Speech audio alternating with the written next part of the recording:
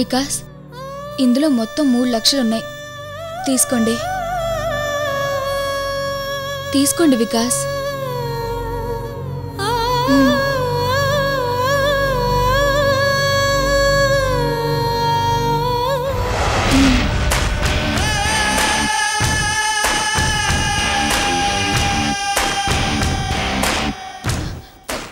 వద్దమృత.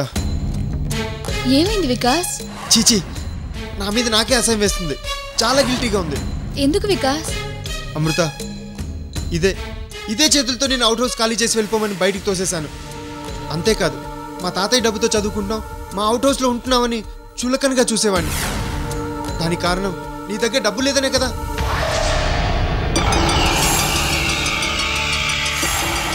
ఈ డబ్బును అడ్డు పెట్టుకొని అమ్మా నాన్న ఆ రోజు ఎలా సంపాదించావంటూ అనరాని మాటలు అన్నారు. నిన్ను అవమానించారు. వాళ్ళు నన్ను అవమానించినా ఆ రోజు నువ్వు నాకు సపోర్ట్ చేసి నా గౌరవాన్ని కాపాడావు కదా వికాస్. అయినా ఆంటీ అంకుల్ అన్న మాటల్ని నేను అప్పుడే మర్చిపోయాను. ఇప్పుడు వాళ్ళు కూడా మారిపోయారు కదా వికాస్. లేదమృత, ఈ డబ్బు తీసుకోవాలంటే ఎందుకో నా మనసు అంగీకరించట్లేదు. అంతేకాదమృత, ఇదే చేతులతో నిన్ను నీ జీవితాన్ని సర్వనాశనం చేశాను. ఆ డబ్బును టచ్ చేస్తుంటే ఏదో తెలియని భయం, ఏదో తప్పు చేస్తున్నా అన్న ఫీలింగ్. చూడు నా చేతులు ఎలా వణికిపోతాయో.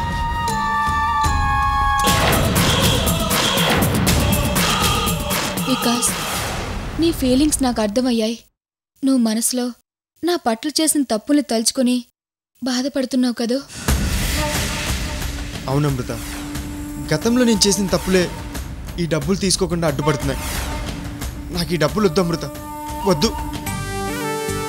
వికాస్, నువ్వు నా పట్ల చాలా తప్పులు చేశావు, కాదన్నో. కానీ నీలో ఎప్పుడైతే మార్పు వచ్చిందో ఆ క్షణం నుంచి నన్ను ప్రేమగా చూసుకుంటున్నావు. నన్ను ప్రతి క్షణం సంతోషపెట్టడానికి ప్రయత్నిస్తున్నావు. అమ్మా నాన్న నన్ను దగ్గరికి తీసుకుంటే నేను సంతోషపడతానని వాళ్ళ దగ్గరికి నన్ను తీసుకువెళ్ళావు. అవమానాలు పడ్డావు. నా కోసం మా నాన్న కాళ్ళ మీద కూడా పడ్డావు. ఇదంతా నా కోసం, నా సంతోషం కోసమే కదా చేసింది. అవునమృత, నువ్వు నాన్న కాళ్ళ మీద పడి అమృతని క్షమించమని అడిగినప్పుడు ఆయన మనసు మారుంటే అమ్మా నాన్న నాకు దగ్గరుండి పెళ్లి చేసేవాళ్ళు. అప్పుడైనా నీకు కట్నం ఇవ్వాలిగా. ఇప్పుడు ఈ డబ్బే నీకు కట్నంగా ఇస్తున్నాను. తీసుకో వికాస్. కట్నమా? లేదమృత, నీలాంటి చదువుల సరిస్ దగ్గర కట్నం తీసుకుని పెళ్లి చేసుకుంటే వచ్చే జన్మలో చదువురాని మొద్దులా పుడతానేమో. వద్దమృత, ఆ డబ్బు నాకొద్దు. చూడు వికాస్, మా నాన్నకి మేమిద్దరమే కూతుర్లం, మగపిల్లలు లేరు. ఆయన పంచిచ్చిన ఆస్తిని మేము చేసుకున్న అల్లుళ్ళకే వస్తుంది. మరిప్పుడు నువ్వు నన్ను పెళ్లి చేసుకుంటే ఈ డబ్బు నీదే కదా. అవును, ఇదేదో కొంచెం బెటర్ అనిపిస్తుంది. గిల్టీనెస్ లేదన్న ఫీలింగ్ ఉంది. అయినా సరే వద్దమృత. వికాస్, మా నాన్న ఇచ్చిన డబ్బు ఏదో ఒక పనికి ఉపయోగపడుతుంది కదా అని ఆ రోజు నుంచి ఖర్చు పెట్టకుండా దాచిపెట్టాను. ఈరోజు మీకు ఉపయోగపడుతుంది. మా నాన్న నా మీద కోపంతో నన్ను దూరం చేయడానికి ఆస్తిలో వాటాగా ఈ డబ్బు ఇచ్చారు. ఇదే డబ్బు మనల్ని దగ్గర చేయడానికి ఉపయోగపడుతుంది. నేను సంతోషంగా ఇస్తున్నాను. తీసుకో వికాస్. నేను ఉద్యోగం చేస్తానంటే నన్ను ఎంకరేజ్ చేశావు. రేపు నా జీతం కూడా ఇలాగే అత్తయ్య మావయ్య చేతికిస్తానే కానీ నా డబ్బు అని ప్రత్యేకంగా దాచుకోలేను కదా. ఇది కూడా అంతే. తీసుకో వికాస్, ప్లీజ్. వద్దమృత, నీ దగ్గర డబ్బు తీసుకున్నాను తెలిస్తే తాతయ్య ఫీల్ అవుతారు. బ్యాడ్ బాయ్గా ఉన్న నేను ఇప్పుడిప్పుడే నీ స్నేహంతో గుడ్ బాయ్గా మారాను. ఆ ఇంప్రెషన్ పోతుందేమో. వికాస్, ఈ విషయం గురించి తాతయ్యతో చెప్పను, సరేనా? వద్దులే అమృత. వికాస్, నువ్వు డబ్బు తీసుకోపోతే నేను చచ్చినంత తొట్టే. అమృత, అంత మాట అనొద్దు. మరైతే తీసుకో. అమృత, నిన్ను పెళ్లి చేసుకోవడం నా అదృష్టం. నువ్వు నాకు భారీగా దొరకడం నా పూర్వజన్మ సుకృతం.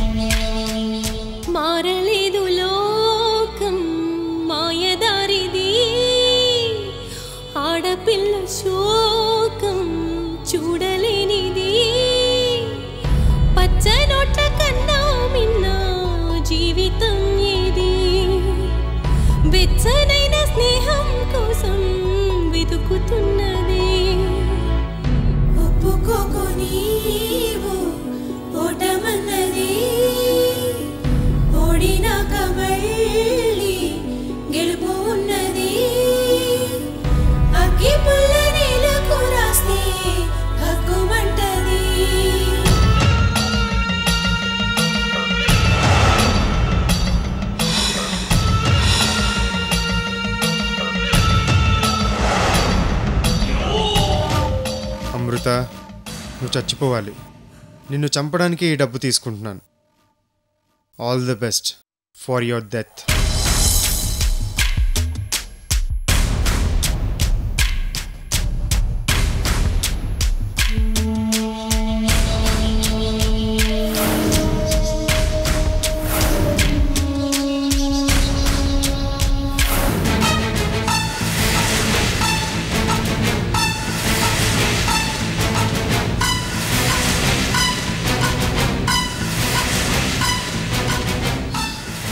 అమ్మో అమ్మో, ఏంట్రా ఈ విచిత్రం? విచిత్రం కాదు బాను, ఇది విధి విలాసం. విధి విలాసం కాదు నాన్న, వికాస్ లక్. ఏది ఒకసారి ఆ డబ్బు ఇవ్వరా. అంటే దాని చావుకి దాని డబ్బులే ఉపయోగపడుతున్నాయన్నమాట. కరెక్ట్గా చెప్పావే.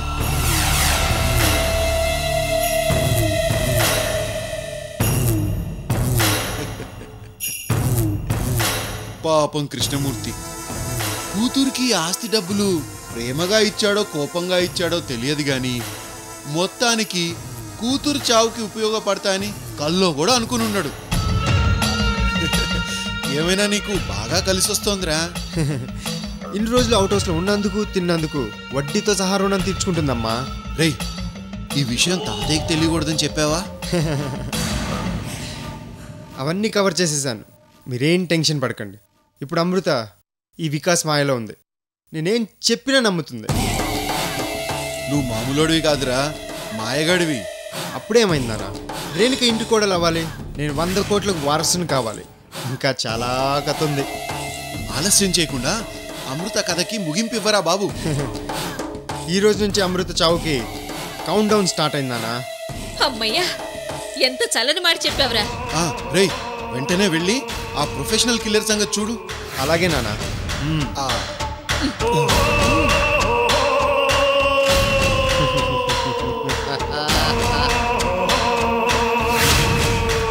భాను, అమ్మో, దాని డబ్బుతో దాన్నే చంపిస్తున్నాడంటే ఇది ఇలాంటి స్కెచ్ కాదు భాను, వీర స్కెచ్.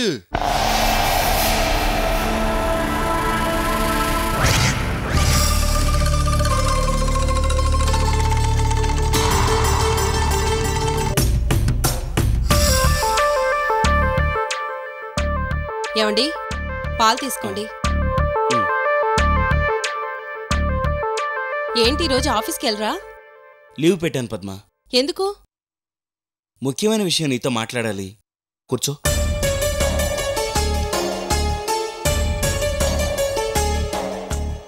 అవతార విషయంలో నువ్వేమనుకుంటున్నావు?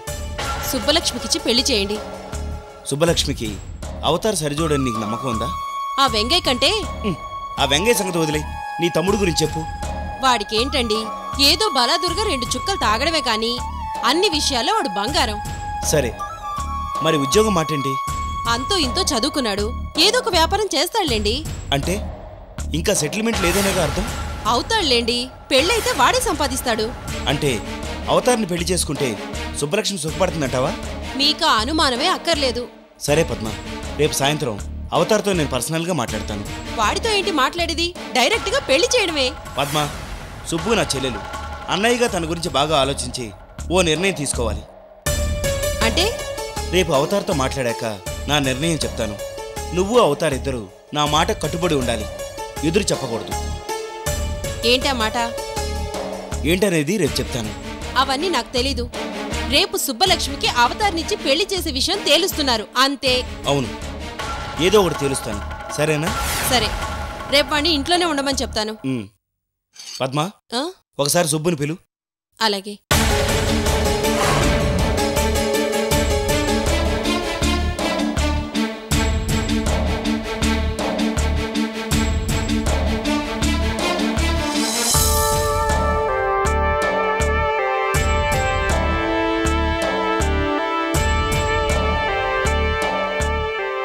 అన్నయ్య, పిలిచావా?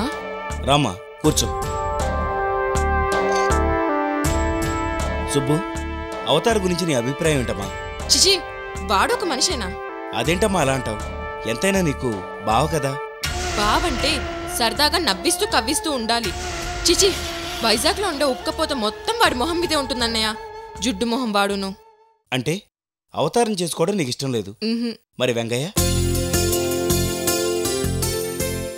చూడమ్మా, అవతార్ మీద నీకు ఎలాంటి అభిప్రాయం ఉందో వెంగయ్య మీద మీ వదినకు అలాంటి అభిప్రాయం ఉంది. వదిన సంగతి పక్కన పెట్టండి, మీరేమనుకుంటున్నారన్నయ్య? నా చెల్లెలు భవిష్యత్తులో ఎవరితో సుఖంగా ఉంటుందో వాళ్ళకే ఇచ్చి పెళ్లి చేయాలని అనుకుంటున్నానమ్మా. వెంగయ్య అంటే నాకు ఇష్టం అన్నయ్య. అది నాకు తెలుసమ్మా. కానీ వెంగయ్యకి రూపాయి సంపాదన లేదు, ఉద్యోగం లేదు, అక్క మీదే ఆధారపడి ఉన్నాడు. రేపు నిన్ను ఎలా పోషిస్తాడమ్మా? పైగా నువ్వంటే సుకుమారికి ఇష్టం లేదు. హాస్టల్లో ఉన్నప్పటి నుంచి తనకి బాగా కోపం అన్నయ్య. అందుకే పెళ్ళికి నన్ను ఇష్టపడడం లేదు. అవన్నీ నాకు తెలుసు. నేను వెంగయ్య ఇంటికి వెళ్ళి సుకుమారితో అన్ని విషయాలు మాట్లాడానమ్మా. అన్నయ్య, నిజంగానా? అవును, పెళ్లి గురించి కూడా మాట్లాడాను. థ్యాంక్స్ అన్నయ్య. ఆ సుబ్బు, ఏంటన్నయ్య? రేపు ఒకసారి వెంగయ్య ఇంటికి రమ్మని చెప్పమ్మా. అలాగే అన్నయ్య. సుబ్బు, రేపు నేను తీసుకునే ఏ నిర్ణయానికైనా నువ్వు ఎదురు మాట్లాడకూడదు. సరే అన్నయ్య.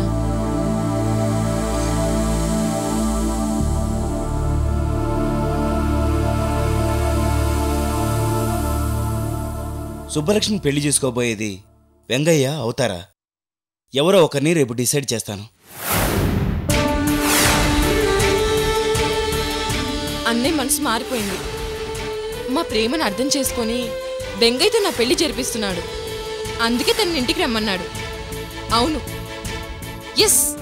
హే కోయిదురా, రేపు వెంగయ్య ఇంటికి వస్తాడు, అన్నయ్యతో మాట్లాడతాడు, త్వరలో ముహూర్తాలు, ఆ తర్వాత పెళ్లి. వెంగయ్య నా మొగుడు. నువ్వు చెప్పినట్లు జరుగుతుంది కోయిదురా.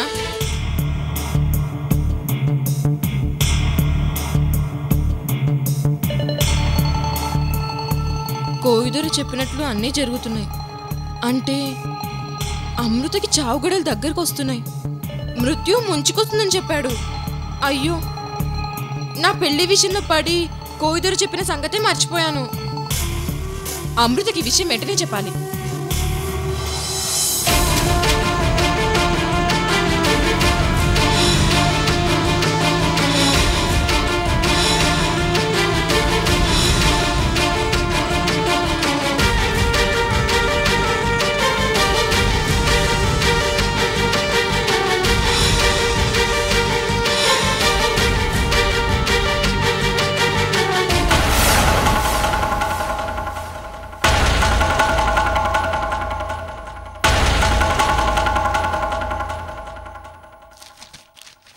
అమృత, హాయ్ సుబ్బు. అమృత, నువ్వు బాగానే ఉన్నావు కదా? నీకేం కాలేదు కదా? నాకేమవుతుందే, నేను బాగానే ఉన్నాను. నువ్వేంటి అలా ఉన్నావు? ఏం లేదు. అమ్మయ్యా. అమృత, కాస్త మంచినీళ్ళు ఇవ్వా?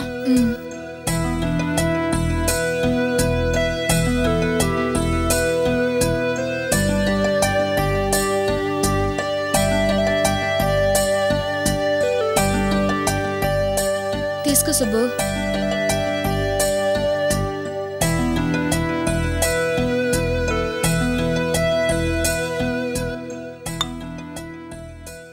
అమ్మా, కొంచెం టెన్షన్ తగ్గింది. ఏంటి సుబ్బలక్ష్మి, ఏం జరిగింది? టెన్షన్ ఎందుకు? చెప్తా నాగు. గోడలు గట్టిగానే ఉన్నాయి. అవును, ఇటుక సిమెంట్తో కట్టిన గోడలు గట్టిగానే ఉంటాయి. ఏమో ఎవరికి తెలుసు, గోడ కూలిపోచేమో. ఇప్పుడు గోడతో నీకేంటే పని? అమృత, ఈ ఫ్యాన్తో నీకేం ప్రాబ్లం లేదు కదా? గట్టిగానే బిగించారు కదా? ఏ, ఆ ఫ్యాన్ ఊడిపోయి నా మీద పడుతుందనా? అమృత, ఏంటా మాటలు? లేకపోతే ఏంటే, ఇప్పుడు నాకు ఫ్యాన్తో పనేంటి? అమృత, గ్యాస్ లీకేజ్ ఉందేమో గమనించావా? లేదు. వంట చేసేటప్పుడు కిటికీలు తెరిచే ఉంచాలి, తెలుసు కదా? నేను అసలు వంట చేయడమే మానేశాను. ఇప్పుడు వికాస్ వాళ్ళ ఇంట్లోనే భోంచేస్తున్నాను.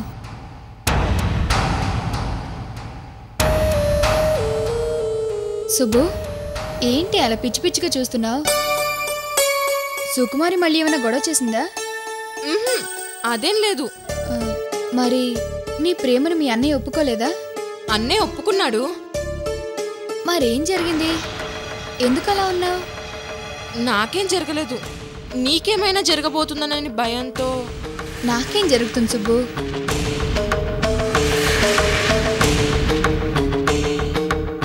నీకు ఈ విషయం ఎలా చెప్పాలో అర్థం కావట్లేదు అమృత. ఏ విషయమే? అమృత, నువ్వు పెద్ద ప్రమాదంలో ఉన్నావు. ప్రమాదమా? నాకా? అవును, నువ్వు చాలా జాగ్రత్తగా ఉండాలి. అది సరే, నేను ప్రమాదంలో ఉన్నానని నీకెవరు చెప్పారు? కోయిదూరు చెప్పాడు అమృత. కోయిదోరా? అసలేం చెప్పారు? నీకు చావుగండం ఉందని, నువ్వు త్వరలో చచ్చిపోతావని చెప్పాడు.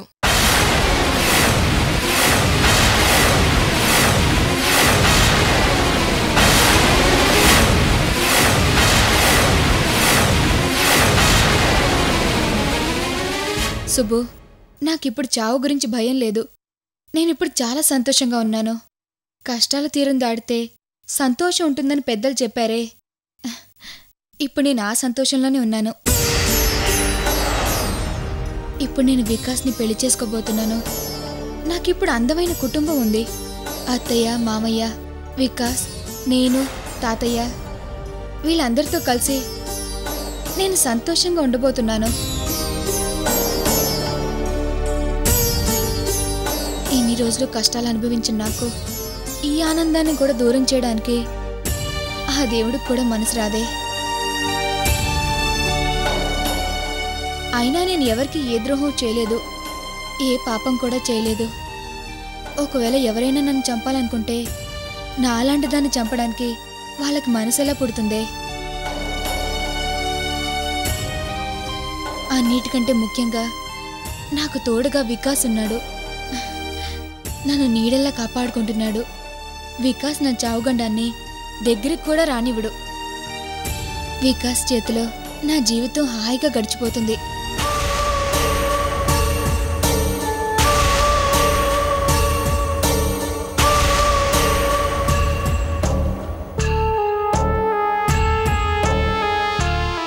అమృత, నేను సీరియస్గా చెప్తున్నాను, నేను చెప్పేది నిజమే. చావుగండం ఉందంటే నవ్వుతావేంటే? అవును సుబ్బలక్ష్మి, నువ్వు చెప్పింది నిజమే.